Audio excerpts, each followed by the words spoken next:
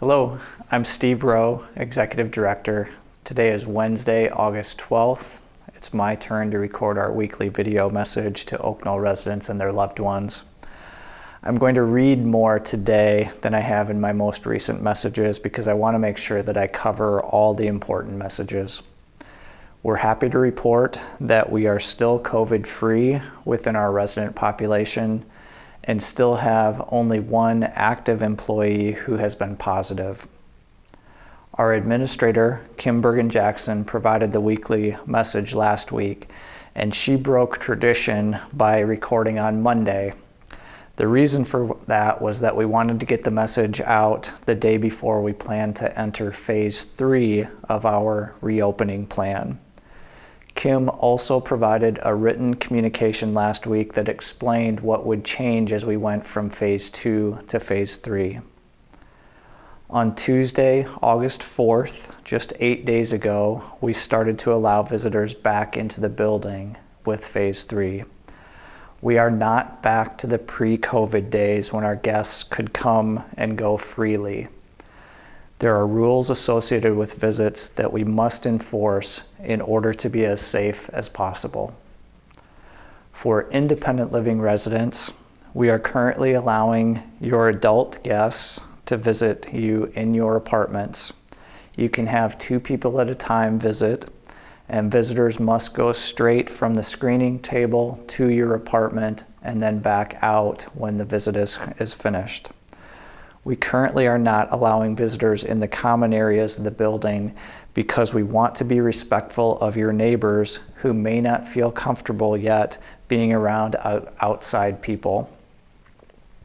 These are Oak Knoll rules rather than regulations from the state or federal government, and they are what we are comfortable with at this point in the pandemic. The rules for visits to independent living could be tightened or loosened depending on what we see happening with case counts in our area. For now, the case counts are basically flat from where we were on August 4th. The 14-day daily average count was 17.1 on August 4th. As of yesterday, it was 17.4. Some days have been down slightly, some have been up slightly, but the averages have been in a very tight range. For assisted living and health center residents, we must continue to comply with the rules that were outlined in the reopening plan developed by the state's Department of Public Health. We can allow 2 adult visitors at a time, but the rules require that staff supervise the visit, which means we must ensure that the visitor goes directly to their loved one's room and that appropriate personal protective equipment is worn by the visitor at all times, which means masks and shields, just like our caregivers wear all day long. Because of the extra logistics of needing to supervise these visits, we have asked loved ones to schedule their visits through Lindsay Reed, our recreation therapist. Most visitors have been good about it, but the system can get off track very quickly when people don't arrive at their scheduled times. Beginning next Monday, August 17th, we are going to schedule visits only between 8 a.m. to 4 p.m. and only on Monday, Wednesday, Friday, and Saturday. This will help us ensure that we continue to comply with the rules that govern our assisted living program and our health center. We appreciate your cooperation. Many of you are Iowa football fans. I certainly am, and it was disappointing to hear of the Big Ten's decision yesterday to postpone football until the spring. Many of you enjoy the arts, music, theater, dance. We can't attend events at Hancher, the Voxman Music Building, or Riverside Theater.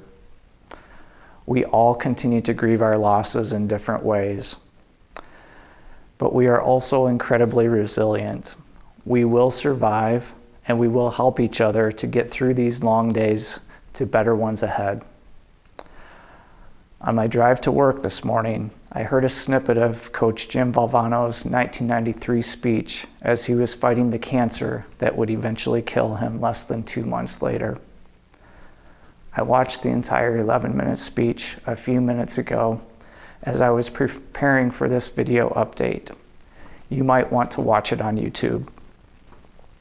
Coach Valvano shared his humor, his gratitude, and his words of wisdom. He encouraged us to laugh, to think, and to cry every day, and to keep your dreams alive.